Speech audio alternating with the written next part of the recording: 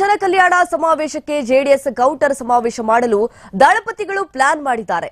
ಮಂಡ್ಯದಲ್ಲಿ ಶಕ್ತಿ ಪ್ರದರ್ಶನ ಮಾಡಲು ತಯಾರಿ ನಡೆಸಿದ್ದಾರೆ. ಡಿಸೆಂಬರ್ 15ರಂದು ಮಂಡ್ಯದಲ್ಲಿ ಅಭಿನಂದನಾ ಸಮಾವೇಶ ಕಾರ್ಯಕ್ರಮ ಮಾಡಲಿದ್ದಾರೆ. ಜೆಡಿಎಸ್ ಭದ್ರಕೋಟೆ ಹಾಸನಕ್ಕೆ ಕಾಂಗ್ರೆಸ್ ಲಗ್ಗೆ ಇಟ್ಟಿದೆ. ಚನ್ನಪಟ್ಟಣ ಗೆಲುವಿನ ನಂತರ ಹಳೆ ಮೈಸೂರು ಮೇಲೆ ಕಣ್ಣಿಟ್ಟಿದ್ದಾರೆ ಕೈ ನಾಯಕರು.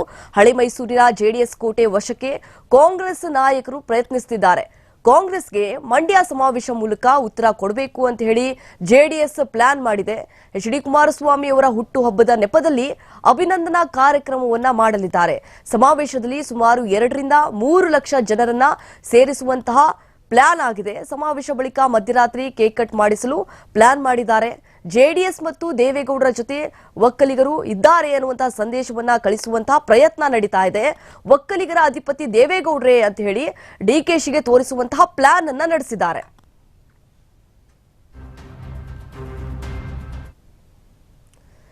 ಈಗಾಗಲೇ ಕಾಂಗ್ರೆಸ್ನ ಜನಕಲ್ಯಾಣ ಸಮಾವೇಶಕ್ಕೆ ಜೆಡಿಎಸ್ ಕೌಂಟರ್ ಕೊಡಲು ಈಗ ದಳಪತಿಗಳು ಮುಂದಾಗಿದ್ದಾರೆ. ಮೊನ್ನೆ ಅಷ್ಟೇ ಕಾಂಗ್ರೆಸ್ನ ನಾಯಕರು ಹಾಸನದಲ್ಲಿ ಸಮಾವೇಶವನ್ನ ಮಾಡಿದ್ರು. ಅದಕ್ಕೆ ಇವರು ಟಕ್ಕರ್ ಕೊಡಬೇಕು ಅನ್ನುವಂತ ಪ್ಲಾನ್ ನಲ್ಲಿದ್ದಾರೆ ದಳಪತಿಗಳು. ಹೀಗಾಗಿ ಡಿಸೆಂಬರ್ 15ರಂದು ಮಂಡ್ಯದಲ್ಲಿ ಅಭಿನಂದನಾ ಸಮಾವೇಶ ಕಾರ್ಯಕ್ರಮವನ್ನ ಹಮ್ಮಿಕೊಂಡಿದ್ದಾರೆ. ಜೆಡಿಎಸ್ ಭದ್ರಕೋಟೆ ಹಾಸನಕ್ಕೆ ಕಾಂಗ್ರೆಸ್ ಈಗಾಗಲೇ ಲಗ್ಗೆ ಇಟ್ಟಿದೆ. ಚನ್ನಪಟ್ಟಣ ಗೆಲುವಿನ ನಂತರ ಹಳೆ ಮೈಸೂರು ಭಾಗ ಇದೆ, ಅದ್ರ ಮೇಲೆಲ್ಲ ಕಣ್ಣಿಟ್ಟಿದ್ದಾರೆ.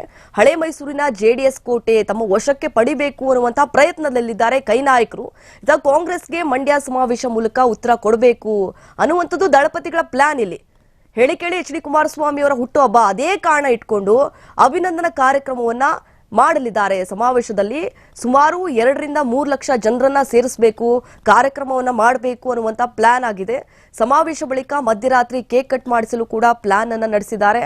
ಜೆಡಿಎಸ್ ಮತ್ತು ದೇವೇಗೌಡರ ಜೊತೆ ಒಕ್ಕಲಿಗರು ಇದ್ದಾರೆ, ಅವ್ರ ಜೊತೆ ಇದ್ದಾರೆ ಅಂತ ಹೇಳಿ ಅದನ್ನೊಂದು ರೀತಿಯಾದಂತಹ ಸಂದೇಶವನ್ನ ಕಳಿಸುವಂತಹ ಪ್ರಯತ್ನದಲ್ಲಿ ದಳಪತಿಗಳು ಇದ್ದಾರೆ ಅನ್ನುವಂಥದ್ದು ಗೊತ್ತಾಗ್ತಾ ಇದೆ.